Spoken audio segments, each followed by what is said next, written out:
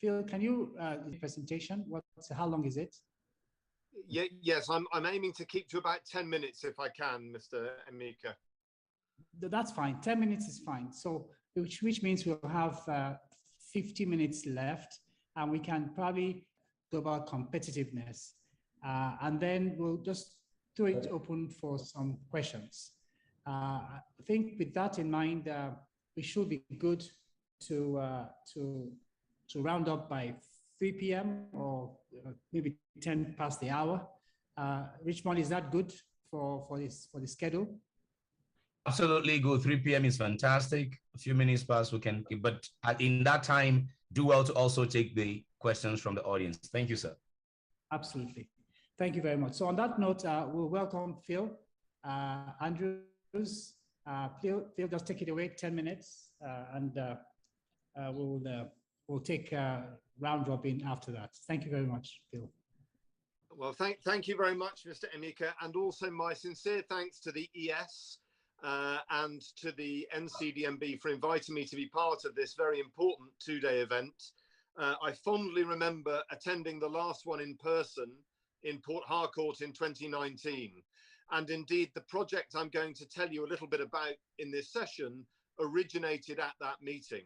So I think that hopefully reminds all of us just how important these gatherings are to share ideas and come up with innovative approaches to the employability challenge. So my thanks to the ES and my particular thanks to Dr. Ikuru for supporting what I'm going to tell you about today. I thought I'd start, if I may, with a very brief background. That Get Energy and Field Ready, which are part of the same group, have a long history in Nigeria. My late business partner and co-founder, Peter Mackenzie Smith, ran the British Council in Lagos in 1969 to 1974, and again in 1990 to 1994. So Peter was very much part of the scene in Lagos during some fairly turbulent times from the point of view of Nigerian society and also the education system. I'm very proud to say that Field Ready is represented in Nigeria by my colleague Eli Idachaba, who's our managing director from MEO Consult and represents Field Ready. I should also say that I was a much younger man, but a very proud young man, to run a meeting in Abuja in 2006, which sought to bring together industry and academia under the Get Energy brand in order to explore collaboration and explore the opportunity, excuse me, to develop new ways of working. But what I'm really here to talk to you about, and if I could, well, I'll move on one second, is a pilot program which under the wisdom and the support of the ES and Dr. Ikuru, and supported ably by Angela, we launched with Ncdmb a few months ago. So I've got a live project to talk to you about, but I also thought I'd just give you a bit of a global perspective on this subject. The book that you see in front of you on the presentation is volume 4 of the books that myself and my co-authors wrote with Elsevier, one of the world's largest publishing companies. And they look at case studies from around 70 countries around the world, largely focused on how the oil and gas industry has tried to localize its operations, how it has sought to work with education and training, and some of the developments I'll share with you in my presentation come from that global study, which was very well received when it was first published in 2016. So if I could please move to the next slide, I'll tell you a little bit about the project that we're very proud to be doing with Ncdmb. Thank you very much. So the first thing, sorry, back one, if we could. We need to skip back one slide if we could. Thank you very much. So this is a very interesting project. Its focus is employability. So it's highly relevant to many of the things that have been discussed over the last 2 days. The project is a unique and innovative partnership which tries to recognize success that we've had with the Field Ready program elsewhere in Africa, but to bring that success to a model that works for Nigeria. And the key thing to say, and I make no apology for repeating some of the really important elements that have come out of the discussion we've had over the last 2 days, but this program, the Field Ready program with Ncdmb at Yaba Tech, is a demand-based employability program. The candidates on this program have come from the Ncdmb list of candidates. And in order to get onto the program, they had to pass a selection process, quite a rigorous 6-stage selection process. And I'll come on to why that's important later on. We're pleased to have achieved 35% female participation in this pilot program, particularly as many of the jobs at the end of this program will be in male-dominated industries and male-dominated job roles. The other thing we're very proud to share with you is that there are 7 industries, 7 very different industries involved in this pilot program. And I've listed on the slide some of the companies who are going to be employing the young people when they complete their Field Ready employability program supported by Ncdmb. Why are they doing this? Why are the companies part of it? Well, it's really simple. They need to hire people. And I come back to that demand-based employability program idea, which is at the core of what, and exciting. And to pick up a comment from the president of Ogtan, what we are working to develop here is a Nigerian industry defined standard in what makes a young person employable. And that's really exciting because it means that the young people who complete this program in effect represent what those companies see as an employability standard, particular to Nigeria and particular to a range of industries. So we're really excited about that emerging from this project. Practical technical skills, health, safety, security and environment, which are essential to all industry sectors that we've come across, and also critically field experience, so employable. Now, I guess the key thing behind all of this is to understand the relationship between the different partners. Ncdmb has taken a lead, they've been innovative, and they've brought this program to Nigeria, and they are supporting the pilot program. So they're overseeing the operation of this with the interest of the Nigerian citizens and the government. Now, critically, what are the companies doing? Well, the companies are not customers of this program. They are participants in it. They accredit the status of the candidates. They provide the field experience, which is an essential element of what makes a young person employable, and they are part of it. Because it's demand-based, because it's satisfying their requirement to hire, they have a real stake in the success of these young people and the success of the program. And let's face it, employability is best defined by employers. They're also part of an alliance, and under their agreement with that alliance, each of the companies provides what we call a technical commissioner. That is somebody whose job is to support this program. So it's not lost somewhere in HR, it's not outsourced, it's not a corporate social responsibility activity, it's a core activity which is essential to its success. And we come on to our wonderful friends at Yaba Tech. There is a role for the Nigerian education system, technical vocational universities, in delivering these kind of programs. So Yaba Tech is playing a key role in running the basic technical practical skills, the underpinning education, and hosting the program. And indeed, a number of the young people on this program on Ncdmb's list are students of Yaba Tech. So we have organized the resources that Nigeria has to offer here, the government, the companies, the facilitators, the education sector, in a way that we hope will produce a successful result.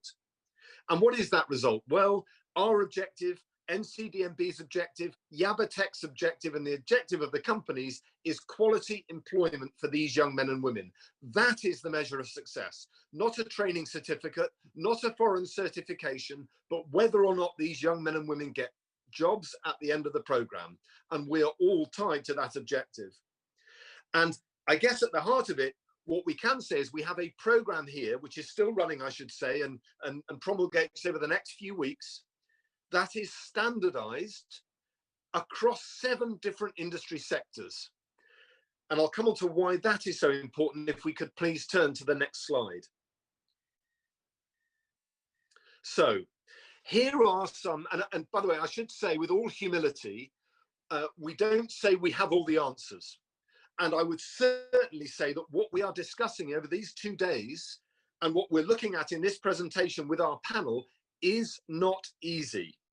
This is really difficult. Why is it really difficult? Because so many groups, so many people have an interest in this area, and working out who is the customer and who is the supplier is very, very difficult. So only by organizing those relationships in a way that gives the best possible chance for employability outcomes do you solve the problem. And that's not easy. And with our friends in Ncdmb, we are learning many lessons from this pilot project.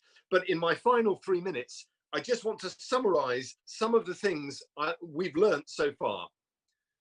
I'm going to start with the fact that employability is more than training. It's a different beast. And in our view, very strongly, it is demand for people to go into jobs that should drive employability programs. What we've heard from many of the oil and gas companies on this meeting over the last 2 days is that just training lots of people and hoping the jobs will be there at the end, we know that doesn't work. And in many countries around the world, what it does is produce very, very well-trained taxi drivers, or people on the street, or people doing a job below their abilities.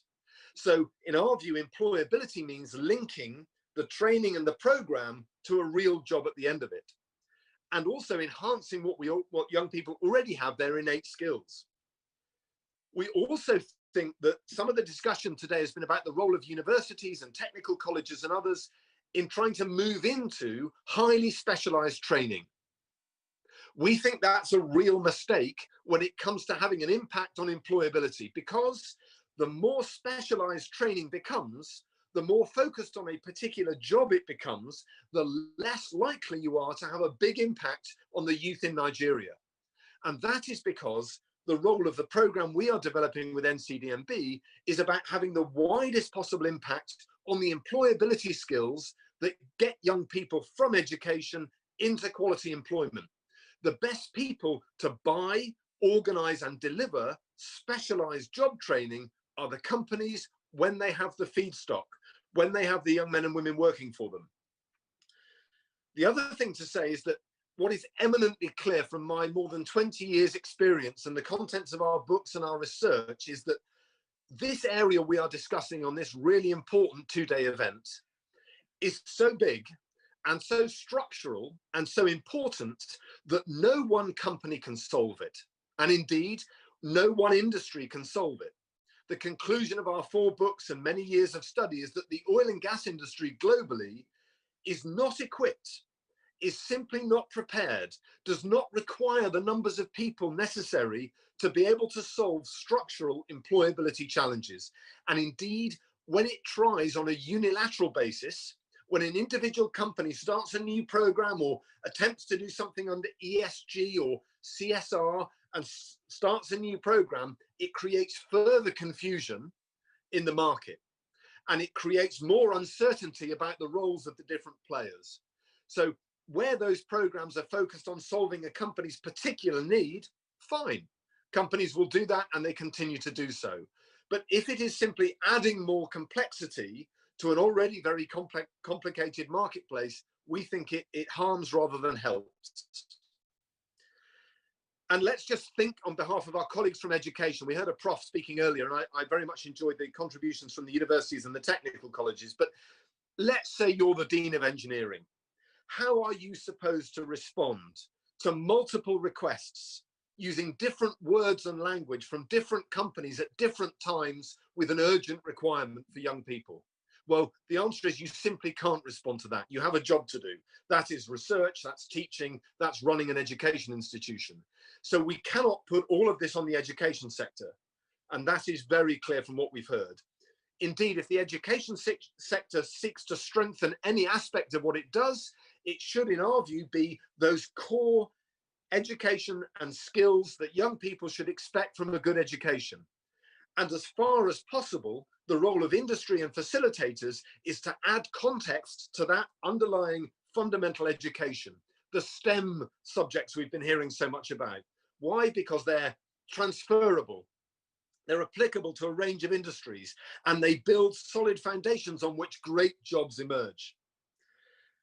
Another point, as we get to the end of this now, the the companies cannot be customers of institutions. If a company sits there and folds its arms and says to Unilag or Yaba Tech or University of Abuja, what do you have for me? We know that the pace that industry moves, the company will never be satisfied. So that vendor-supplier relationship doesn't work when it comes to education and skills. And indeed, I think we can evidence now with real hard facts and statistics that post-COVID, it is in the financial interests of companies to work locally, to support their supply chain, to be local, and to hire people local to where their operations are. And haven't we seen over 40, 50, 60 years in the Niger Delta, what happens when you obviate the local skills and the local young people? So we've learned those lessons and now it's time to embed them. My colleague at NNPC, Fatima, who spoke yesterday as well, very eruditely about the bottom line is what drives company behavior. It is about profitability, efficiency, safety, and good operations. So somehow all these things we're talking about must be tied into that. If they're not, there'll always be the nice thing you do to keep people happy, or the thing that you put over there, not your core business. And I think that's one of the lessons that have come from these programs in Nigeria and elsewhere in the world. And my final point, if I may, and I may have run slightly over, for which I apologize, but let's be frank about it. Entry-level employment, technical skills, technical jobs need to be aspirational. How do you make them aspirational? How do you make young people really want to work in not just the oil and gas industry, but in any industry? Well, you do it by giving them the best possible management and coaching you have available. I know that there are people running industries around the world who've been there for 30 or 40 years and they had to work their way to the top. But if we still adopt that attitude in 2022, young people will be disincentivized from the careers that we so want them to take on board. So the focus should be on that supervisor line management with excellent coaching skills for technical people. And we will then create workplaces that are aspirational from the day you arrive, and you can build your career and help us be a broad, strong, and in the case of Nigeria, a Nigerian industrial development. Not just oil and gas. Oil and gas can influence and can help and support, but we must look more broadly and we must engage all of the participants in ways they can contribute, rather than asking them to do things that they've never done before and they may not actually be the best people to do. So that's the end of what I wanted to share. My thanks again to the ES, to Dr. Ikuru, to our good friends at Ncdmb, and to all of the other panelists who've shared so much wisdom over the last 2 days. Thank you very much. Thank you very much, Phil. There was a way to give you a round of applause. I would encourage everybody to do that. We have to do a virtual round of applause. We do have some time to go around the panel. And I want to thank Princess for already giving that virtual round of applause. Fatima, are you there? Yes, I am. Great. If you can put on your video, don't see you, but we're excellent. Right. And what we want to do is to go around and just your comments. The focus is on employability and global competitiveness. So if you can come from the NNPC industry point of view, just for 3 minutes so that we can keep to time. Let's hear your perspective for 3 minutes. Thank you very much, Fatima. Thank you very much, Ncdmb. This is really so good to see happening, and I would like to commend Ncdmb. The conversations in the afternoon and what Phil has talked about actually answers a lot of the questions that we've been talking about. From my own perspective, the NNPC perspective, he's talked about flexibility and diversity of skills. That's the only way, because we are too many. We have too many young people out there. We can't, whatever strategy we take, cost and numbers have to be balancing. So there has to be a strategy that is going to give everybody a fair chance. The second thing is also what Mr. Edebiri discussed this afternoon around the internship system. I think he had an elaborate discussion around the internship strategies. I think that is also very key, but it should not only focus on the oil and gas industry, but it should go down to the other sectors, the smaller businesses, because people overlook those. You can still learn things that you can use in the oil and gas industry, in the smaller businesses. Another major thing that I don't see people talking about is the mentoring program. Is there any way Ncdmb can support with a lot of, yesterday we were told not to call them aging workforce. A lot of people have retired and they have a lot to share. Is there any way you can have that database where young people can have access to them so that they can mentor them, guide them? That would help to shape certain things, and to also, where you don't get an opportunity to do a proper internship, at least you can speak to somebody who can talk to you, take you through certain things, and give you the guidance to achieve, either the employment or having the training for independence. That is very key. Not everybody is going to get the opportunity. Not all industries are available for internship, but mentoring is something that we have with over 60 years of oil and gas, and countless number of manufacturing companies and the rest of it that are out there. There are people that I know would be willing to volunteer to mentor. So if Ncdmb can harness that, people log into their system the same way they do, click on look for a mentor in the area they can, and they have a conversation. Anything can come out of that, including employment, because networks also help people to get employment. So it's an area I think we have not looked at, and I think we have used it internally for our young graduates, and it's having a very remarkable, would I say, effect on how fast they've been able to catch up and support us. So I think if that is applied to the young ones out there, it will make a very big difference. Thank you very much, Fatima. Those are great comments.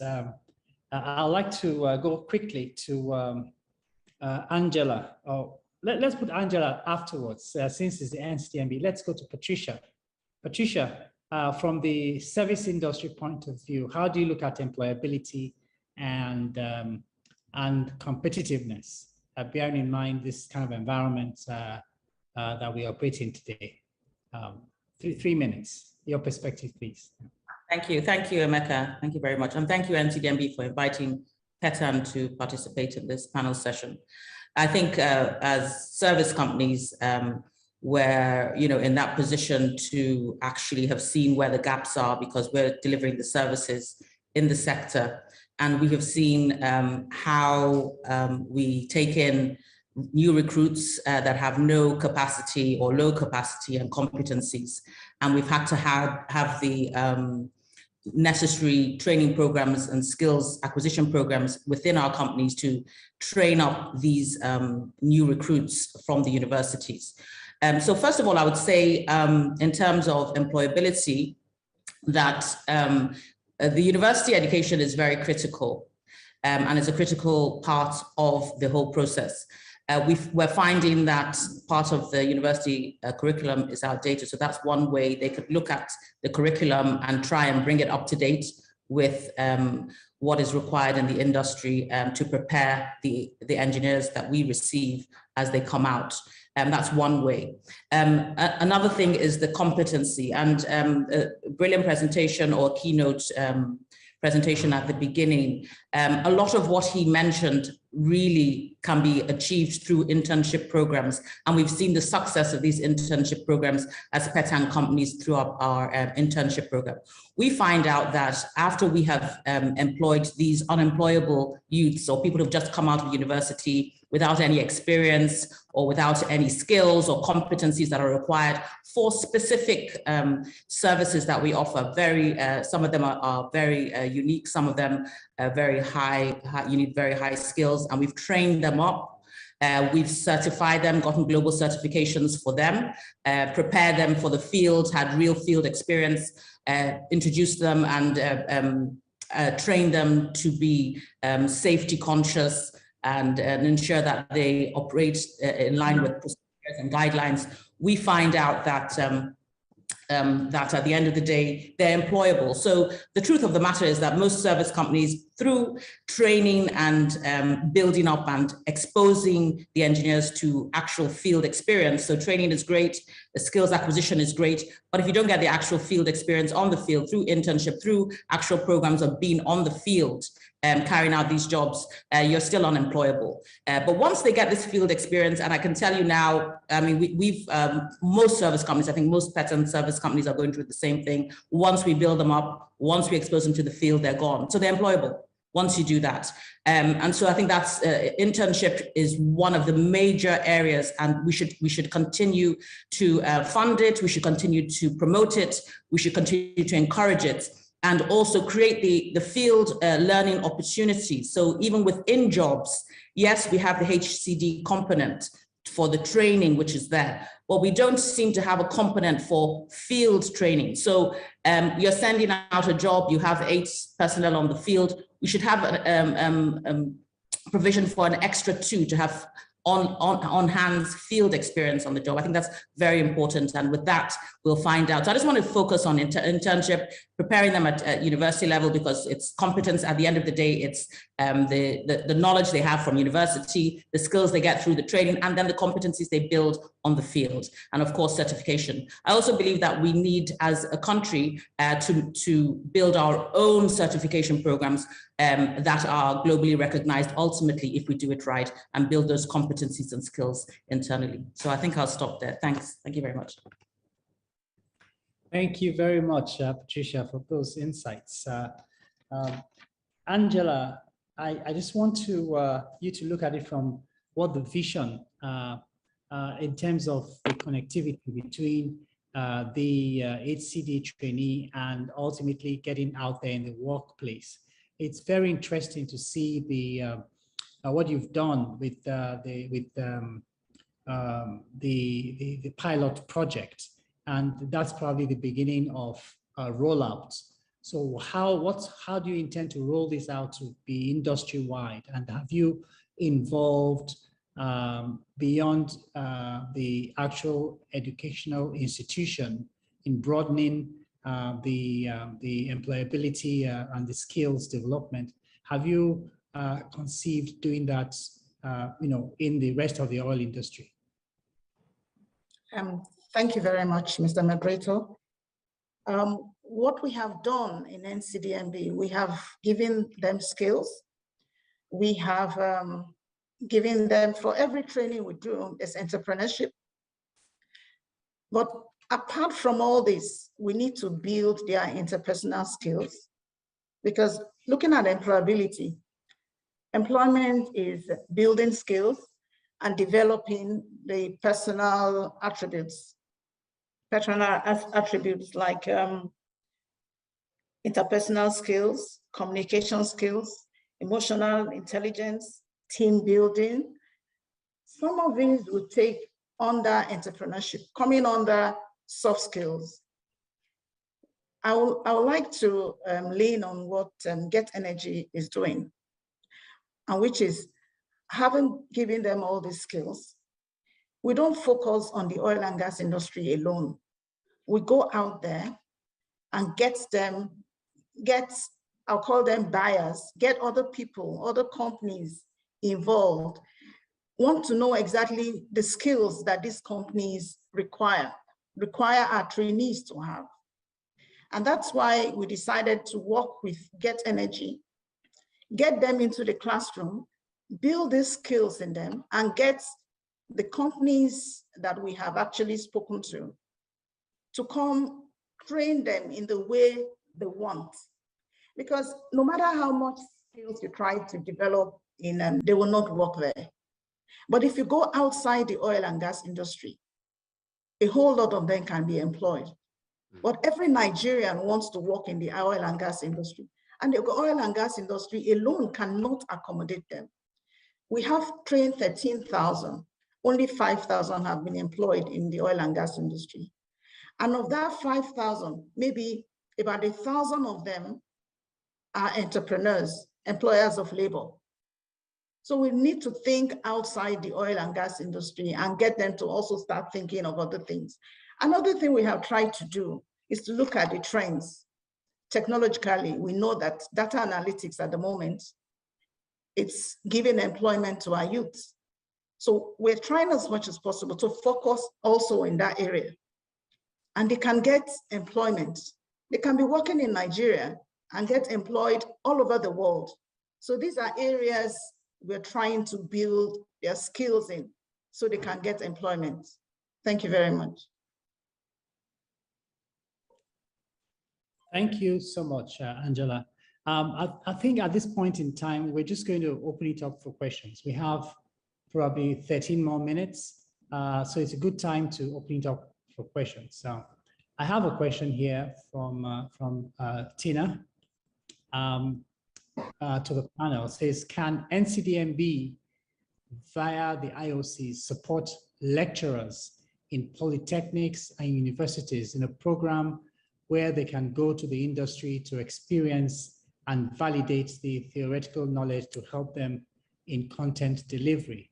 Angela, I guess you can probably answer this right away. Yes, I can. As one of the takeaways from this workshop, it's also the building capacity in university lecturers. And we intend to present this to our management. And if they're able to, if they get the buy-in, that's an area we want to do. We want to train the lecturers as well, both the tech vocational schools as well as university lecturers. That's one of the takeaways from this workshop. Thank you. Yeah, thank you very much. Beyond training is, we have to recognize that our lecturers are actually the smartest people in the class. So they're smart. The average IQ is higher than, the people who end up in the industry. At least that's typically the case. The issue now is beyond training lecturers or exposing them. Is there any way to actually match them with the industry? Phil, can you answer that? Yes, I think it's a very interesting area, and I think our experience in Ghana and Mozambique has been that lecturers are not a cohesive group of people, and we must remember what's come out of the meeting so far about the importance of those in the technical education sector as well as those in universities, who are measured, monitored, and recognized in very different ways.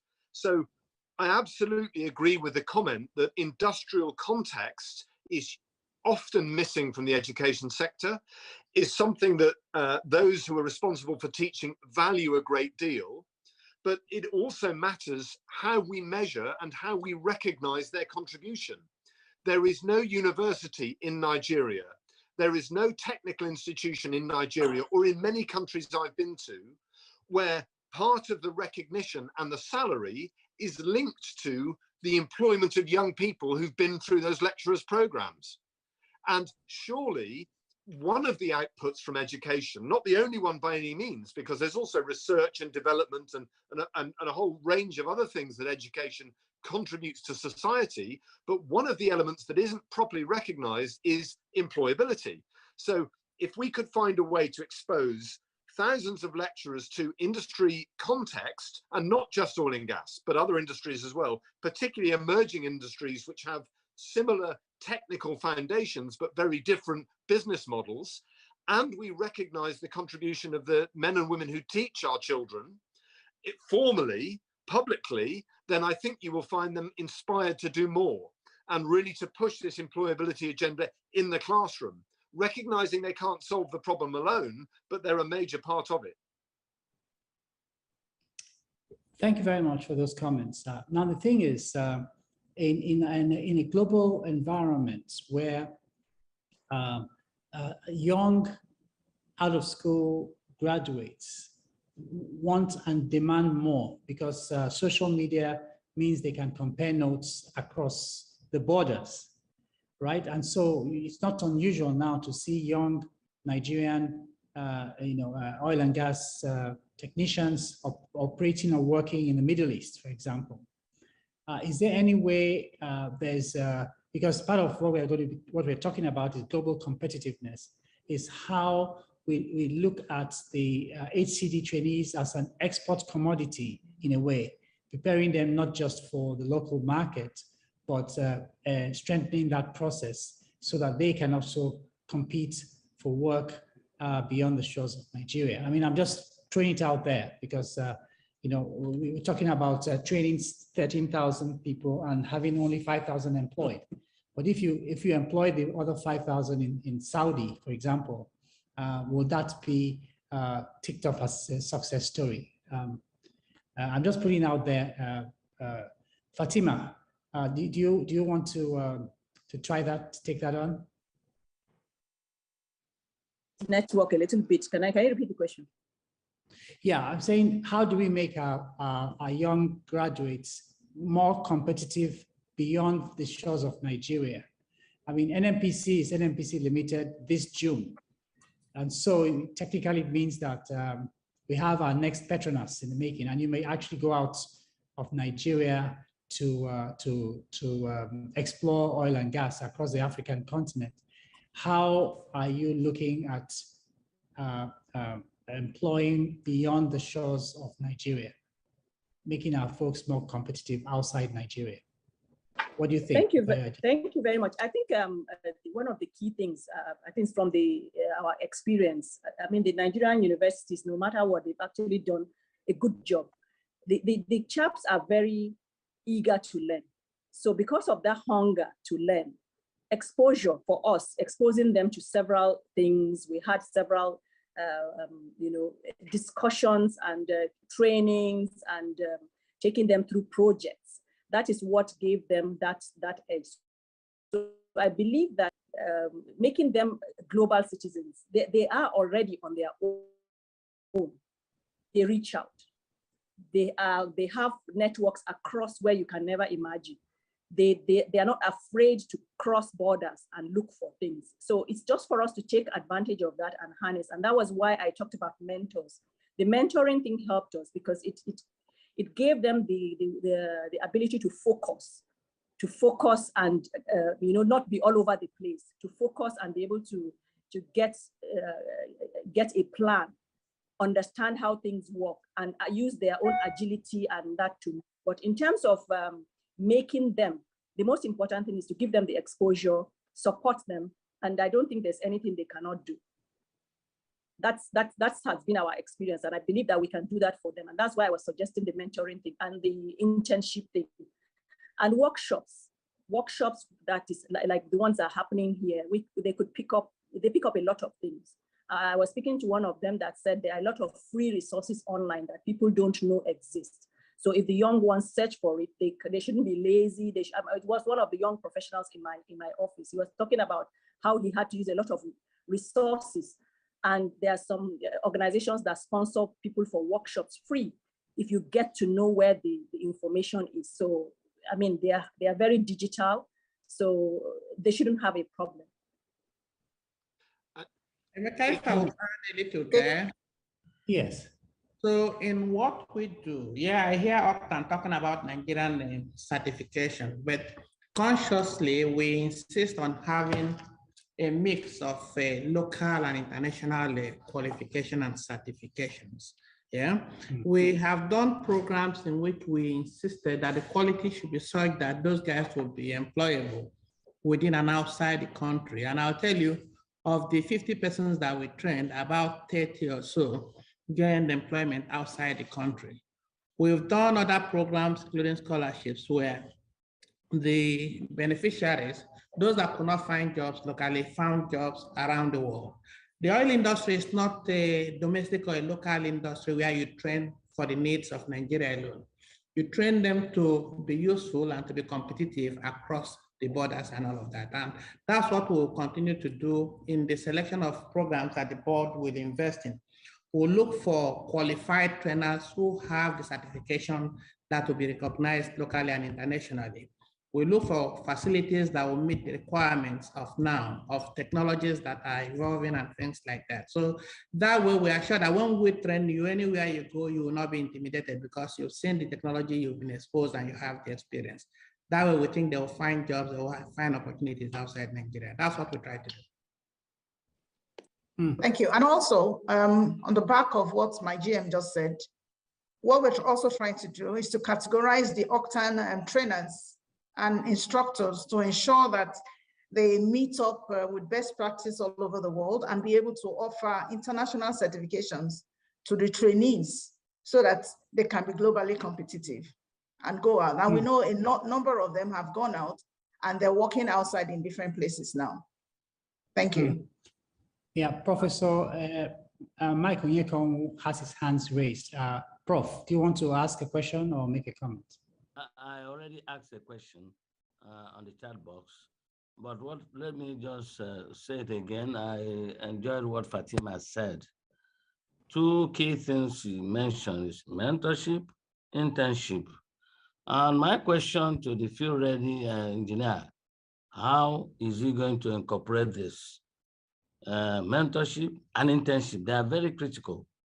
Now, let me also go the other way. It looks as if the emphasis on employability is getting to a point there, is becoming not, I don't want to accept it that way. Yesterday, it was clear, train a man for independence so that he can be able to establish a company. That's what we are saying. The emphasis on employability is getting to every employability. I am happy with what Amma said. Train them properly, they will find jobs anywhere in the world. I think that should be, rather than trying to make sure everybody is a slave to somebody, working for something that probably doesn't put enough food on the table. So that is one of the things I want to say. And also, I don't want any of us to look down on university people. It's not proper. The university people are doing their best with the little they have. I've always said, let us develop the lecturers. Let us go to the source and turn around the situation in the university. And it is very easy. Emeka, it's good you're here. I don't agree that Petan is doing enough. I don't agree that Octane is doing enough. You know, every time we say Nigerian content, no. We have to come back to our place and see how we can impact the society. Society belongs to all of us. And my expectation is that with time, oh Lord, whatever the NCDB are doing should be something that is natural for us to do, whether they chase us to do it or not. That's my take in this. Thank you so much. Thank you very much, Prof. We're running out of time. I wanted to ask a quick question to Patricia on increasing diversity. I noted what Phil said about the fact that you had 30% diversity in the pilot program, and your target is 50%. You know, there's always a balance on the fact that you're doing diversity for diversity's sake at the expense of competence, right? And the fact is, how do you identify fit for purpose? In other words, where there's still someone gets in there to have the aspirations and not just ticking the boxes. But I want Patricia, because of how active she is in Women in Energy, to say how you can get the interest of wonderful ladies involved in the technical areas in the industry, because you can shout for them, but then you don't have any takers. Then what do you do? Patricia. Thanks, Emeka. Yes, and thanks for bringing diversity into it. It's very dear to us. When we set up Women in Energy Network, specifically to try and actually really increase that, the funnel, so that we have more women coming in at the bottom. So if the targets are 50%, I mean, obviously, as you know, because through the work cycle of a woman, it depends on family or what they place as more important at any particular time. But there needs to be some kind of flexibility in the organizations that they're working with to ensure that they can re-enter the workspace, maybe after having children. The technical experience they've gotten at the beginning can be useful. Maybe they could be on desk jobs rather than on the field. I know personally, as running an oil service company and trying to employ women, is really hard when it comes to sending them to the field. No bed space if it's offshore. Some of the work, I'm a well testing company, so it's they have to. There's a lot of physical activity which women really can't do, and we need to be honest. But there are other areas, and I think now with a lot of digital skills, I think we need to begin to build up those kind of skills with the engineers. So in addition to what they have as their engineering degrees, we can also increase their capacity in that area so that they become relevant and don't necessarily have to be in the field all the time, and can combine their work and life and have a good work-life balance through their career. I think that's important.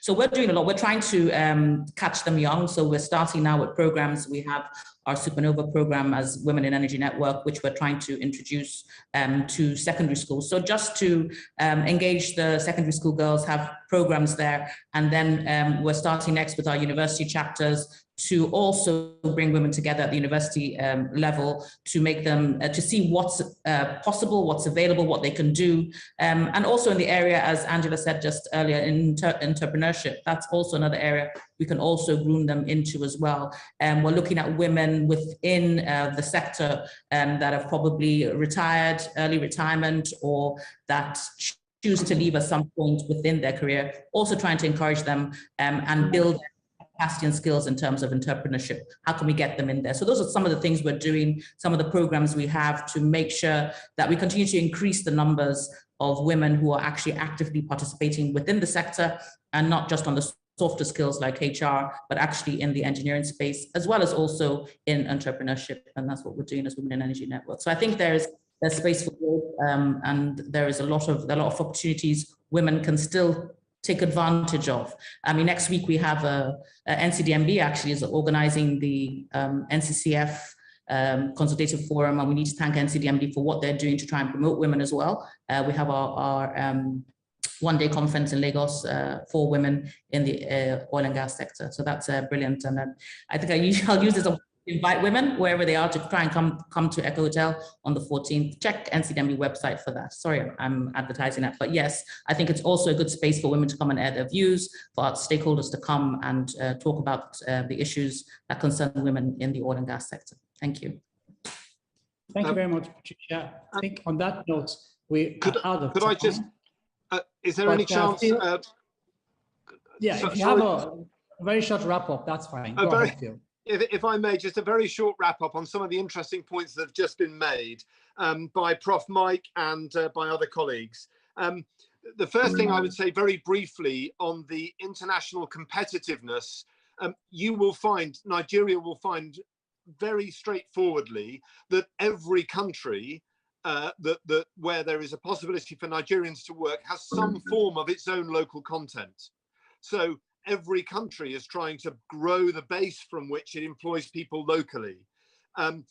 Also be careful what you wish for. If you look at Egypt or Trinidad, the brain drain from people leaving those places to earn higher wages elsewhere, although Nigeria has a far greater population, I think getting the fundamentals right and maximizing Nigerian content in Nigeria should be the focus. I think, solve the problems you can solve.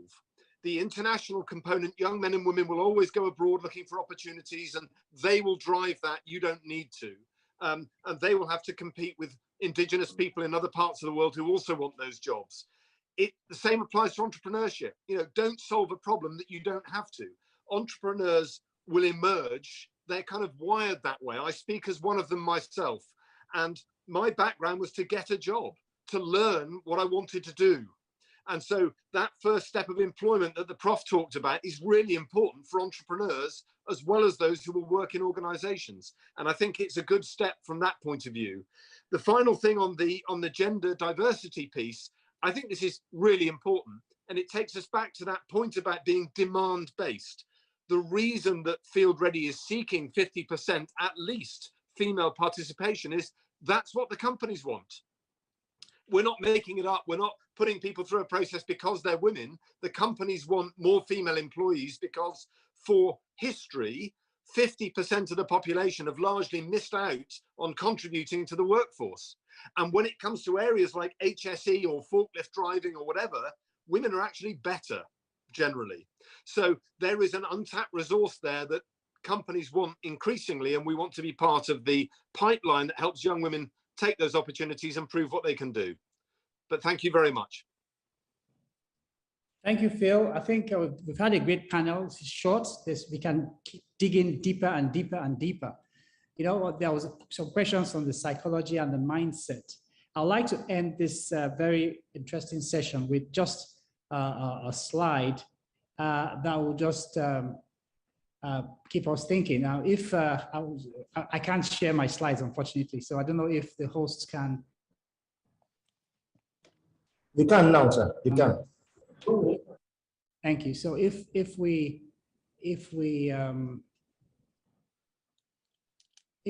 stare at this, I don't know if we can see that. If you stare at this, what do you see? Can I ask Angela, what do you see? It's off. It's off. It's off. It's off. It's We off? can see it. It's Yes. off. Yes, it can be seen now. It's off. Okay, so let me try again to just hold on a minute. Let me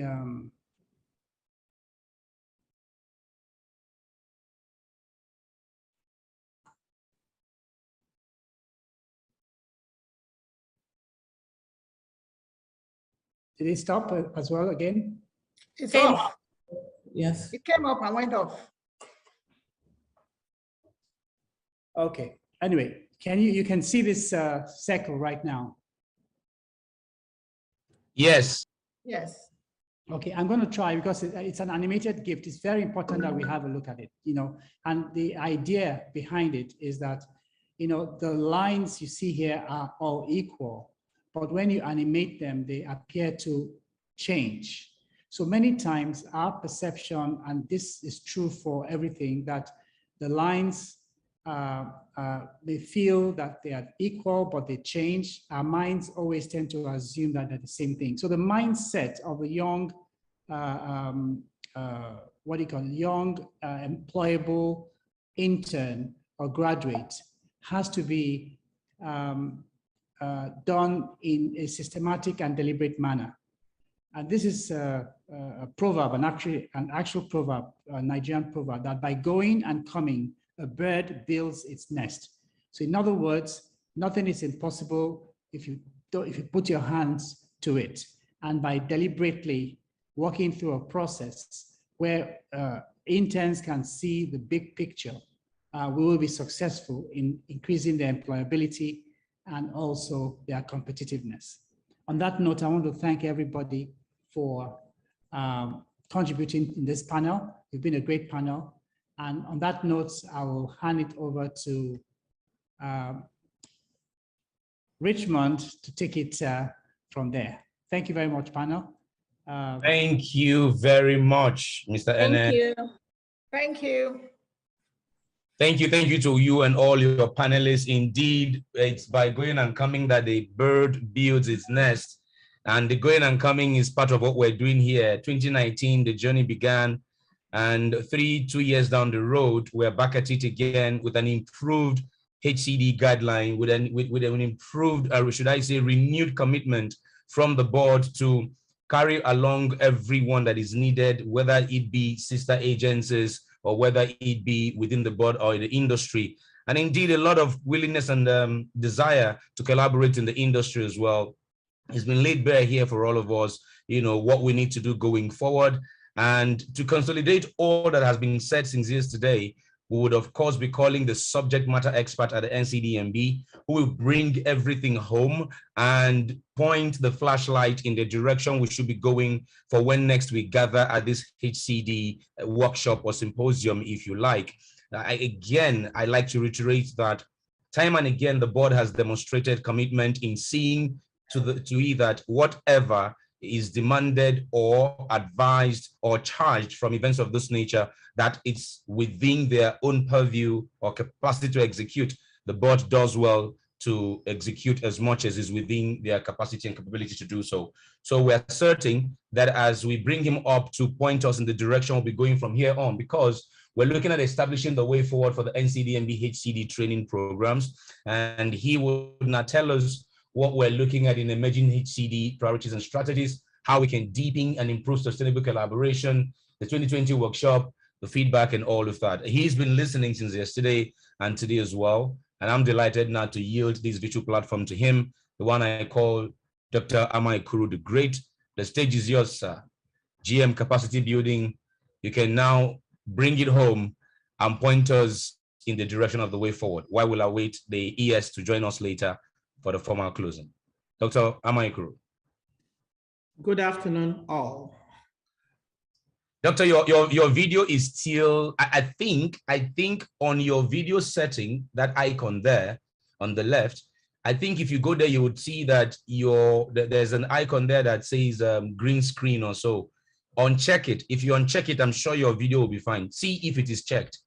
Now, once I take out this background effect, it becomes okay. So even when I uncheck it, yes, if I say none, you will see me. Yeah. I can see you now. No, what I'm saying is that icon there, if you go to the start video, if you go to the start video, where it says choose virtual background, go to the bottom, you will see where it says green. It's not going up. So I think this is not going out. I'm not able to uncheck it. So you can carry on like this, because with the virtual background, we're not seeing your face at all. It was like a silhouette. Okay, but now you can see me. Absolutely, sir. With your fine resource control hat, sir. Now control HCD for us. Okay, so good afternoon. And let me start by thanking everyone indeed, for the time you've given to us and for this show of commitment. You know, we started by wanting to, discuss with the industry, wanted the industry engaged. You know, with what we do, we don't pay for it, the industry pays. Yeah, and then we don't train ourselves, we train stakeholders. We are not the trainers are the stakeholders. So it's good that from time to time we talk together to see how we can improve, in what we do. And that really was the objective of the 2022 HCD Stakeholders Workshop. We wanted to look at the gaps in our program, why they exist, how the industry sees the gaps, and then how we can align the needs of the industry to the programs that we embark upon and how these gaps can be closed. We were also concerned with the issue of compliance by operators and trainers alike. And of course, today we've been talking about the issue of employability. We also looked at the issue of technology, how they are changing and how we can keep pace with technologies in the industry. We discussed the issue of quality of our trainees, how we can, retool them to ensure that they will have a Nigerian bench that will meet the expectations of the industry now, and that we can have a lifelong talent to code and recode the solutions to difficult problems of the future in the oil and gas industry. All we aim to do is to produce world-class people who are globally competitive and have a mindset to continue to improve. Now, the first day, we started by with a welcome address by the ES. ES was very clear. In the industry, our people are our best assets. The ES, gave the statistics of where we are, with regards to HCD. And he talked about the revised HCD guideline, the 2020 guideline, why we issued it, and the progress we've made with HCD. After the ES, I had the opportunity of setting the tone for the workshop. I took us through the 2 days program, what we'll be covering. And then we talked about the role, the effect of technology in the industry. I gave an overview of the 2020 guideline. I talked particularly about the HCD framework, which is the foundation or the fundamental basis for what we do, the strategies, and then the objectives. We looked at that together. And I talked about the opportunities we have in the industry. and the critical challenges that we face in funding programs that we are doing in the industry. I call for more compliance from operators and support from service providers to make our HCD program work better. Then we started the panel sessions. The first technical panel looked at the gaps needs. We had very top quality people from the industry. We had the general manager, Nigerian content development from Total Energies. We had the manager, Nigerian content district coordinator from Hcd. We had the general manager, Nigerian content from Seplat. We had the general manager from First AMP. We had NMPC general manager in the room, and we had a speaker from Baker Hughes. Each speaker took turn to talk about what they do in the industry, the right process, the right approach to HCD, why the gaps exist. They talked about project-based training for young Nigerians, the onboarding of these trainings, and the new areas that they believe if we first will improve on the quality, the number, and the context of the trainings that we carry out in the industry. We had a second session also that looked at capacity gaps and how we align the program to capacity needs. I mean, one of the suggestions that came from the team was that we should look at how to maybe look at the HCD budget metrics and see the possibility of reducing the funding there and then aligning the number of trainees to the needs of the industry. They talked about looking at the measures, how to measure success in terms of HCD, keep the numbers at a manageable level, do more of institutional infrastructural facilities. The panel stressed the need to standardize the methods used for identifying gaps in accordance with best global practices. The second panel, which was ably moderated by Professor Nyekongu, had a representation from PAL, from Hcd, from Seplat, in fact, the entire operating companies that we had in the room. And I think I thoroughly enjoyed that session with all the questions that the industry fielded. From the responses given to the questions that the Prof posed, you see that all the companies understand the need to do more. They understand the need to have something to present when it matters. It was really like an accountability session. Tell us what you've done. Tell us what you've done well. Tell us what you could have done better. I thoroughly enjoyed that session. Then in the next panel, we looked at the director monitoring for Ncdmb, presented the level of compliance from the industry. It was like Judgment Day, showing people how well they have performed and calling their report card. And from that presentation, we gave some numbers. We looked at the numbers. For instance, Elson, the statistics for some years ago was that they were not really doing HCD. They have now come into full compliance. Yeah, they started doing HCD. They've taken a project to clean out the years that they've not done HCD. And similarly, all the other companies in the industry, the board is working with them. We've given them their yellow cards and they are realigned to do HCD. But the director monitoring, I think, is the best placed person. They will go out again very soon to see these people and to see whether that learning they're taking forward and actually doing HCD to support the industry. We had the next technical session that looked at the next oil and gas technologies, leading practices, and human capital development needs for the offshore, deep water, and all the areas. We had a representation from Schlumberger, we had from Baker Hughes, we had from Payton, we had from Dover Engineering. They outlined the emerging technologies required in the oil and gas industry, particularly in the offshore space. They underscored the need for more digitalization skills and digitalization of processes and the data that we have. The presenter shared the digital solutions that are available in the organization and explained that these solutions will continue to contribute to the achievements seen in the industry in lowering costs and improving the performance. They also talked about opportunities in gas production and how the use of digital technologies could help us do more in that space.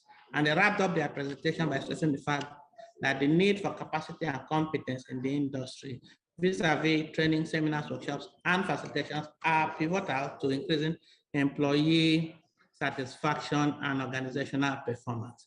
That was the first day of the training. The second day, which is today, we started the day by having a panel made up of representations of from the Ivory Tower, the representation of the University of Lagos, the Vice Chancellor of FUPRE, representation of FUTU, the representation of the University of Benin, and basically they were looking at why we are not getting the top quality from the universities. We discussed the issue of infrastructure, faculty, curriculum, and how we can put in modern technologies to support the universities. We identified the need for need assessment. We identified the need for more collaboration and exposure for lecturers. We identified the need for more funding. And the question they left on the table is, where can we work together between the Ncdmb, the industry stakeholders, operating companies, to give more exposure to lecturers in the university and support the strengthening of their facilities to make our students have world-class and best-in-class experience, which will make them quite competitive in the world, in the oil and gas industry. Then we had the panel that looked at the effectiveness and improvement opportunities and support for the HCD program, which was ably moderated by Iro Gama Ogboefu. That panel had myself and then people from the universities again, looking at the current practices and what we can do to improve or take out the gaps that have been identified. The universities made a good case for additional support, and then they shedded a lot of light on what they are doing right in the industry, in the universities, and where the industry can come in to support them. Then we had the panel that looked at the area of strengthening and improving capacity of universities and what people were doing. We had representation from the operating companies. We had representation from the universities, and I think that was a very good panel as well. Similar to what we have done with the other panels, they identified the need to train the trainers, they identified the need to offer, to support the things that the university do, and they suggested new paradigms that will help us to even improve better in what we do with human capital development. Then we went for lunch, and when we came back from lunch, before we went for lunch, we had feedback. We had the German Institute, we had Dr. Norbert Volker, coming to talk about what they do in Germany, how they do vocational training in Germany, and what we stand to benefit from what they do in Germany. Incidentally, we've been talking to that organization, and we hope at some point we'll borrow from their vocational training experience to enrich what we are doing in Nigeria. Then we had some beneficiaries of the board's HCD program come in to showcase and share the benefits they've derived from the program with us. And that was quite enlightening for many people. And the board will continue to do those things that we've done right. Then we went on break. And then after the break, we had this session that looked at strengthening employability and global competitiveness of HCD trainees. We had the friends from Get Energy, we had the NNPC, we had the patent. I think that session was quite rich and enlightening, ably moderated by Engineer Emeka, and it helped us to do a deep dive on how we can improve and we can solve the problem of employability, making Nigerian graduates, if they're not able to go, we said 5,000 out of 14,000 have been employed in the industry. And the question it posed to us was simple. The remainder, if they're engineers, can they get jobs globally? Can they get jobs outside the shores of Nigeria? And we try to say yes, that we focus on training them to make them competitive. I think We can go on and on and on and on to talk about the program. The question for me is, did we achieve the objective we set out for the 2 days program? And I will answer with a resonating yes. We now know the gaps, or the industry fills the gap, and they've given us a feedback on how they see the programs that will run for them. We've seen a lot of good suggestions coming from the industry on what we have to do. For example, when the panel that looked at the issue of technology was discussing, we were told extend the training programs also to administrators, so that we have, as people retire and leave the industry, we have people that will fill their shoes and ensure that we have a sustainability in our industry. We have seen other very good suggestions related to what support we will give to the institutions that do the training. We had very well from Octan, we had very well from Nigerian Institute of Welders, what the board needs to do and what they are also trying to do to ensure that everyone becomes successful in human capital development. The final word I picked today is that flexibility. Is it said specificity is the enemy of employability? You need more flexibility in the training of our technical people, and we'll try to put in more flexibility. Ladies and gentlemen, you spent 2 quality days with us. You told us, we spoke, we obtained feedback from you, we listened, we heard, we've taken a lot of notes. All that is left is to put them into action, and I promise you, we will implement them. We will improve on our HCD. We will continuously improve. We'll call you again to review how far we have gone. And I assure you, we will get maximum value for every kobo spent on our HCD program. Thank you very much for staying with us for the 2 days. Thank you for all your valuable contributions. Thanks also to the consultant, Greenfield, for the sterling work that you've done. I got a new friend. I've always known Rickman to be a 7-star MC and compere for events, but I didn't meet Temi until yesterday. And I think we have a good understudy for Richmond. So Richmond, please continue to do well, but I think the competition is here and you have to continuously improve and become cheaper so that the industry will continue to use you. Thank you very much for anchoring the program for us. And we look forward to your continued support. Would we hold another one soon? Yes, we will. We will continuously improve. We want to hear from you all the time. But on behalf of the Nigerian Content Development and Monitoring Board, and of course, the capacity building team that organized this one, I want to say thanks to everyone that attended and participated in the program. We love you and may God richly bless you. Thank you. Thank you very much. Thank you, Dr. Ama Ikuru, the great. You've always charged me to be sure that I have people who I'm working with who are building capacity in what I'm doing as well. I'm delighted. I mean, I'm ecstatic coming from you, commending Temiloluwa the way you have. But that's the more reason why we should be reviewing our fee upwards so that we can bring more people on board and take, we shouldn't be going down, Dr. Ikuru. We should be going up. Thank you very much. Most distinguished ladies and gentlemen, highly esteemed attendees, the thank yous has been said, the wrap up has been done, great appreciations has been showered on each and every one of your distinguished selves who have dialed in this past 2 days and spent time here looking at this HCD guideline, looking at what can be done better, looking at where the lapses are and how we can improve. Truly, truly, it's been eye-opening. Not to recap all that has been said, I will just call on my colleague, if he's still in the room, Temiloluwa, just to say your goodbyes and thank yous before I take this home. Temi, are you there? Yes, I am. Thank you very much for the opportunity to be of service. Thank you very much, all our distinguished participants, attendees, and delegates. It has been an interesting 2-day session. And yes, I trust that it can only get better from here. Thank you very much, Richard.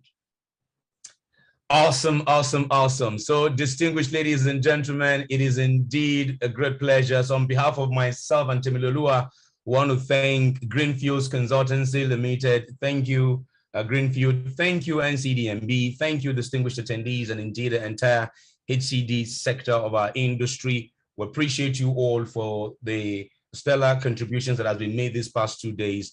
Let us now go and implement the things that has been said.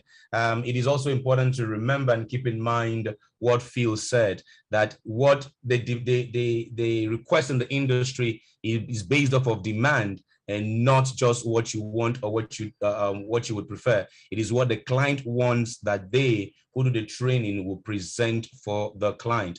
Now, there are those of you who are on this call who might be beneficiaries of these particular trainings tomorrow. If your desire is to be an entrepreneur in any sector that is not an allied sector to the industry or not any part of the industry sector as well, my advice to you would be go ahead and pursue your career in whatever space that you want to. But if you want to benefit from these trainings, do well to create some form of interest and appreciation in a sector of the industry where you want to play. Go ahead and get trained in it and pursue it, with vigor. Do not be deceived all the time that you will just be trained and nothing will happen. You've heard them say it. You can be trained and be a part of the 5,000. You can also be trained and be part of the what do we say now, about 7,000. Bottom line is you could work in Ghana, Equatorial Guinea, Saudi Arabia, you could work in Dubai, wherever, as long as you're working within the energy industry or her allied sectors. Thank you all very much. Richmond Osuji is the name. Temilolua was on the seat yesterday, and both of us are signing off until the next edition of HCD, or perhaps until the next time we'll see you at some other event. I like to say, as the Italians like to say, arrivederci. See you next time. Bye-bye.